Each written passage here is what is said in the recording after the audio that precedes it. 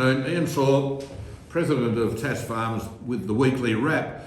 Look, I think one of the big issues this week was, of course, the supermarket mandatory code of conduct that the government are going to bring in. This is good. It's certainly overdue.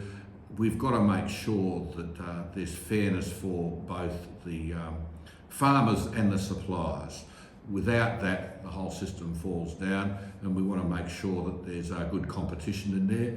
I'm not too sure. I mean, the more the government intervene, the closer we'll get to a market failure. However, implementation of the recommendations and the monitoring of that is really important.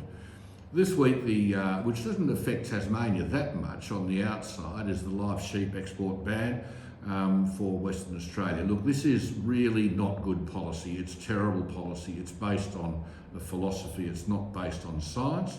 And you would think that government would be the people that would uphold that principle of basing arguments and policy on science. We think this could be the thin edge of the wedge. Look, there are many people out there that want to criticise farming and farming practices, and what this does is it gives them carte blanche to now go out and talk about farming practices without any science. Tas Farmers will always base our arguments on science. This week we also had the dairy calf pathway, which Tas Farmers and the industry are working with, so thank you to Dairy Council on that. We've also been discussing about the introduction of calf EIDs, and there's still some discussion on when that's going to start. Still on a dairy flavour, everyone realises that Saputo are having some serious disagreement with the unions over pay and conditions.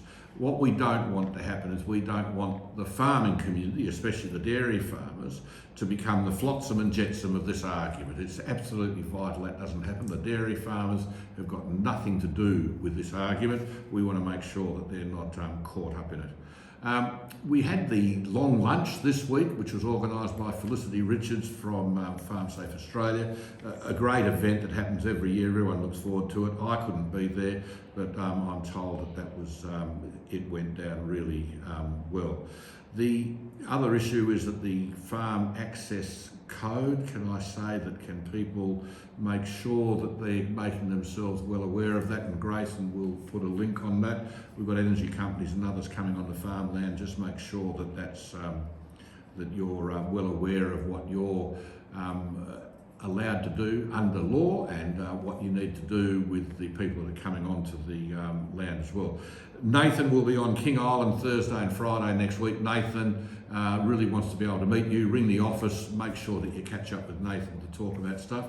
A great meeting with the Farm Innovation Hub. That was a good meeting looking at what's happening over for the next 12 months.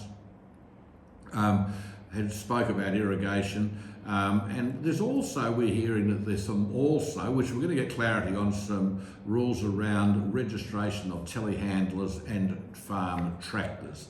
There's a lot of chatter about that at the moment. We're going to find out and we'll let you know back what's happening in coming weeks.